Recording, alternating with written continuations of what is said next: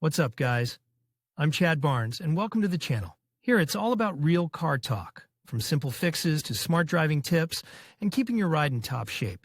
If that sounds good to you, go ahead and give the video a thumbs up. Hit that subscribe button and make sure you watch all the way through. There's a lot of good stuff coming. Let's get to the first successful step into the crossover segment, which BMW made with the X3, the company decided to systematically expand the X lineup.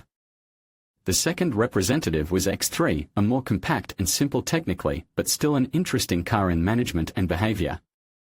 It debuted in 2003, reached us quickly enough, and in due course even assembly was organized at Kaliningrad Auto Tour.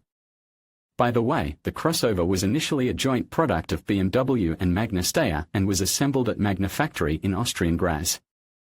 The basis of the model was the platform of BMW 3 Series, finalized for a taller and larger car. Hence decent driving characteristics, rear-wheel drive platform turned out to be quite successful. However, the X3's exterior was simpler against the older X5, which is probably why its sales were not the most successful in Russia, even despite its more democratic prices. At the start of sales, base cars cost less than 1.5 million rubles, and by 2009 to 2010, the price range rose to 1.5 to 2.5 million. However, in our country the model was still sold out closer to the end of production, after restyling. The secondary market confirms it. At the moment of writing the material there were less than 100 pre-restyling cars and almost 250 restyling cars for sale on Avito. Let's take a look at which versions are better to pay attention to. When it comes to the condition of the body, there are two good news and one bad news. The bad news is quite predictable. The age of the cars is from 12 to 19 years, which guarantees body problems of different severity. However, the first good news is the decent quality of metal, galvanizing and painting, which allows most cars to remain in a very decent condition. The tough paintwork stands up well to time, and chipping rusts slowly, allowing you to touch up minor imperfections. However, the exterior panels here are all steel, so bodywork needs to be monitored closely. Usually visible to the eye problems are connected with restoration after road accidents, and here we come to the second good news. In comparison with X5, compact X3 was not very popular among tough guys and racers. Of course, the saying "there are no unbeaten BMWs" cannot be cancelled, but the chances of finding a car without a serious accident history are higher here than in many other BMWs. However, age still takes its toll, and even without taking accidents into account, there will be damage to the body. The most predictable places are the sills, especially in the lower seam area and behind the front wheels, as well as the wheel arch cavities, where moisture accumulates under the lockers. Defects can also often be found under the plastic wheel arch covers, especially at the attachment points. At the rear, corrosion can hide under the lights and in the license plate recess, while at the front, it makes its way through hood chips and the leading edge of the roof. The underbody should be inspected from both sides. Inside, floors and cross members rust because moisture accumulates in the thick foam insulation, especially if a clogged hatch drain keeps the carpet moist. Outside on the underbody, defects are related to damage and age, although there are also specialty nuances. For example, the spare tire suspended under the bottom weighs a lot, and in addition to the usual wear and tear of the wheel fastening mechanism, you can find metal cracking in the fastening zone. Usually the matter ends with rewelding and reinforcement of the site. In the trunk itself you can also look for corrosion, paying special attention to the battery niche, where there are damages due to electrolyte leakage. Well, in addition to important body problems, it is possible to note unpleasant trifles. For example, the rails eventually peel off, requiring repainting, and the surface of the side mirror brackets literally crumbles, greatly spoiling the appearance. The cost of body repairs would be extremely high without non-original parts, but thanks to them it drops to a high level. There are few cheap here, but against the background of the original, substitutes still look favorable. For example, the original hood costs 90 to 120,000, so analogs for 20 to 50,000 are many times cheaper. The front wing can be bought for 15 to 40,000, and the prices for the original with 40,000 only begin.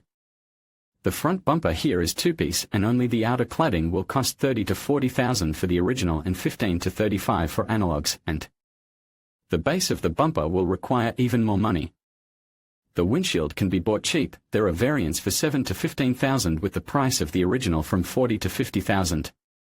But the prices for front optics range from high to very high.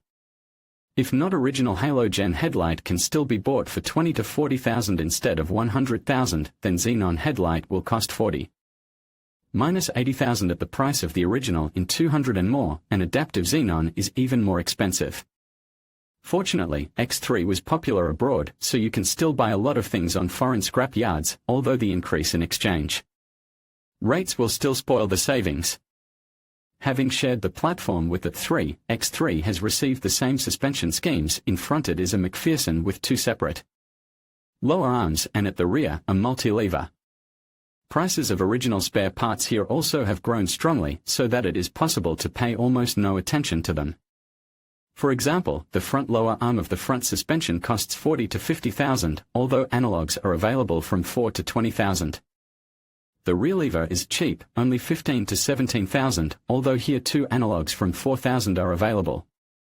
Ball joints are standard replaceable, and it is convenient. Instead of the original support for 12 to 15,000, you can buy a substitute for 1 to 5,000.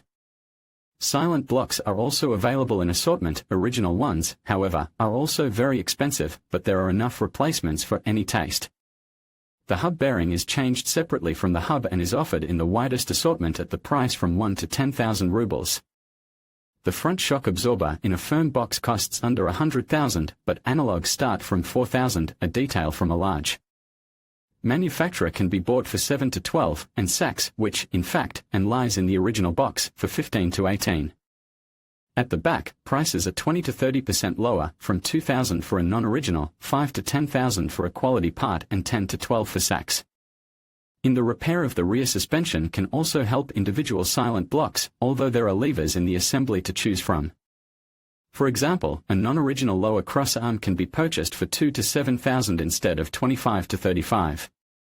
However, no complex solutions like adaptive shock absorbers or air cylinders are offered here, so the suspension can be only a reason. For brakes in X3 are rather ingenious. Even on powerful versions there are single piston mechanisms with a floating bracket around the circle. Brake discs here are the same as on X5. In front they have a diameter of 325 or 332 mm, rear ones are ventilated on 320 mm, parking brake is drum. The order of prices for consumables is still the same, ambiguous. For example, the original brake disc costs 20,000 and the analog from 4 to 15, not counting tuning, and the price level for front and rear discs is about the same. By the way, despite the simple design, the brakes rarely cause complaints. The same applies to the steering control with hydraulic booster. It is simple and resourceful. Its 200 to 250,000 rake passes on. Condition of regular oil replacement. It is inexpedient to buy a new rack because of the crazy price tag, but the restored unit can be bought for 50 to 60,000, which is quite acceptable by the standards of the class. The pump of the GUR is also not necessarily to buy original. In assortment of non-original there are offers for any purse from 8 to 50,000. The basic type of drive for X3 was rear-wheel drive, but we do not have such cars, only all-wheel drive. All-wheel drive here is without interaxle differential. Distribution of momentum on axles is managed by a multidisc clutch with electric control. Actually, it is necessary to check the work of control electronics at purchase and also to pay attention to the condition of cardan, especially front, and gearboxes, especially rear. Well, and periodical oil change in knots is a matter of course. The list of gearboxes in this model is unexpectedly wide. The basic variant was a 6-speed mechanics, but there are few such cars on sale, less than 10% of the total volume. However, there are almost no complaints on them too. From large potential investments here it is possible to note only 2 mass flywheel. And a good set of a clutch will also pull not on 10,000 rubles. However, the overwhelming majority of X3 is equipped with an automatic, and here there are several options. Early cars were equipped with 5-speed 5L40E boxes made by GM, and today it is not the most optimal option. The box is not so bad and with good maintenance is able to pass 200 to 250,000 kilometers, but the resource drops strongly at active driving, overheating and irregular oil change. And at repair, attention will be required almost everything: torque converter, lock, control electronics, friction and pedal pump, so the cost of reassembly will definitely be not small. On later cars, another variant of automatic transmission from GM is possible. It is a 6-speed 6L45. In general, all requirements for operation and nuances of the potential resource are true for it, but there is a small trick. Sometimes, instead of repair, it is cheaper to buy a contract, complete automatic transmission because of its high popularity. The third option is the 6HP series automatic transmissions from ZF, namely 6HP19, 6HP26 and 8HP70 on the most powerful diesel versions. They were noted for childhood illnesses in the early years, but now the minor issues should be resolved by now. These automatics are sturdier than the GM variants, although the weak point here can be considered the rapidly wearing torque converter. Lock-up pads that contaminate the oil. On condition of frequent oil change, the box is also capable to pass 250,000 kilometers, and their repair is well mastered, though not cheap. The X3 engine range can be described by the popular phrase, "It used to be better." There is, however, an exception. Even on pre-restyling cars, the basic engine was 4-cylinder engine and 46B20 hot, with a full set of systems, Valvetronic and Vanos, a tendency to rings and oil loss. In general, there is no economy here, especially today, when the age of this motor is approaching 20 years. The main gasoline variants before restyling were inline 6s, 4.2 and 2.5 liters with the index M54, and it is definitely a good option. In fact, this is the last series of motors which are called legendary, millionaires and other flattering words. Of course, there are no miracles, but the resource of 300 to 400 and more thousand for them is really achievable, but on condition of good maintenance, clean and serviceable cooling system, quality oil and timely replacement of timing. Rings can lodge in at lower mileages, but often it can still be solved by cracking. After restyling on X3, there are motors of series N52, the same working volume of 2, 5 and 3 liters, the same 6 cylinders, but absolutely other resource and level of complexity with Valvetronic, electric cooling pump, a Lucilevy covering of cylinder walls and so on. The operating temperature is higher, the tendency for rings to seize up too, and the Lucil coating can be damaged by dust from the catalytic converter, for example.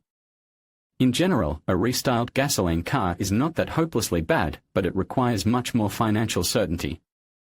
Diesel variants are simpler. Before restyling, the base engine was a 2-liter M47, a very reliable motor, possible problems with which are usually purely age-related, and diesel injectors, fuel injector, supercharger and EGR. Expenses for repair of fuel equipment and supercharger are not very small, but in return the motor gives a stable resource and low fuel consumption. After restyling, it was replaced by N47. The unit is generally comparable in reliability, but has one unpleasant feature. The thing is that the chain timing here is located not on the front, but on the rear side of the motor, and for its replacement it is necessary to remove the whole motor, which makes the procedure complicated and very expensive. Accordingly, when buying it is necessary to clarify whether the previous owner spent 100,000 rubles to replace the timing and when. Otherwise, this honorable deed will have to be done after purchase. It will be several times more expensive to rebuild the motor after a chain slip. Well, the M57 diesel engine became the permanent and top variant for X3, 3 liters of volume, 6 cylinders and power from 218 to 286 horsepower.